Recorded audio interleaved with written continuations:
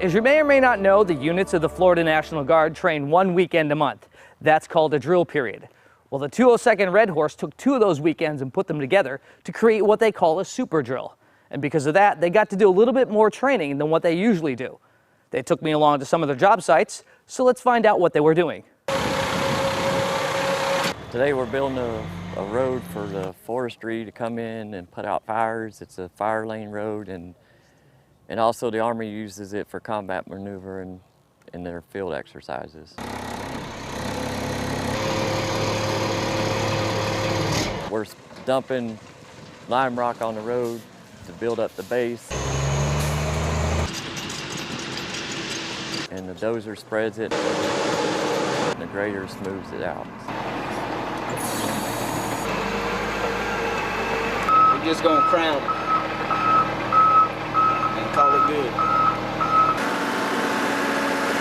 They're digging for a conduit that will be running for the weight station to support our airfield guys and any trucks that we may need to load so that we can weigh them.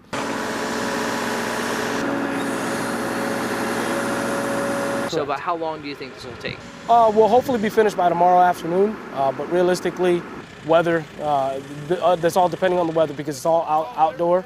And working with electricity on the outdoor, if it's raining, we're obviously not going to touch it. The one thing I like to always reiterate with them is to make sure that safety is the first thing. What we're doing here is we're basically doing a training project for the Army. We're helping the Army out. They were able to acquire this rebar, and we then took the rebar and are going to be bending it into and forming it into these sling blocks for them. So they're reinforced concrete, and so we needed to form the rebar into the cages, which is what these airmen are doing now. So we've gone ahead and cut and bent some of the rib pieces or the lateral pieces, and over here we've set up some jigs to start tying them together into hoops.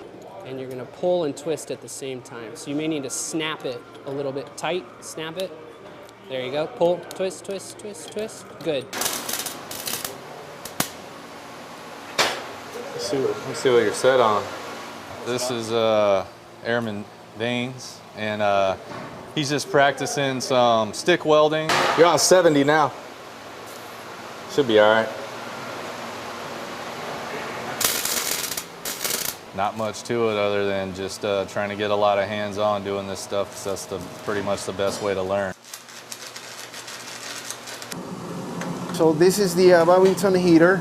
We cook all the UGRs in here by steam. So right now we have some turkey and mashed potatoes inside, and it usually takes about 30 minutes to be done. Because the Babington burner's in there, so we're doing what we do in field conditions. We're just not serving in field conditions. We're cooking outside using our portable spec kitchen, and then we're serving inside.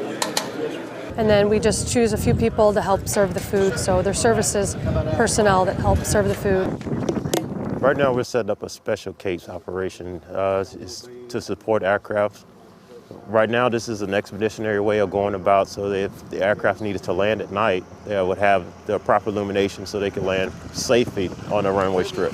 The best part about it is that it is fast. You can do this probably within an hour, 2 tops. They would stake out, lay out where everything needs to go, and then of course we come back and lay down. You notice that there are combs out here. In a normal situation, we wouldn't use combs because they'll blow away or something like that. Because all the aircraft have approach lighting on it, so we're testing the concept to see if the lighting will actually, the aircraft lighting will actually light up the reflector marker as they actually come in and do the approach. The flyover tonight is going to be with the aviation group out of Cecil Field. They're going to come in tonight. We're going to test the method also with using the power flares to mark the edge of the runway. We're going to use the RPMs, which is the reflective pavement marker, to test the theory of whether the reflectors will actually light up and the aircraft can actually see them from the air. So because of the super drill, they're going to be more prepared should they be called up for an actual mission. But they also like the fact that in the heat of July, they won't have to be here. Reporting from Camp Blanding, I'm AJ Artley for the Florida National Guard. Always ready, always there.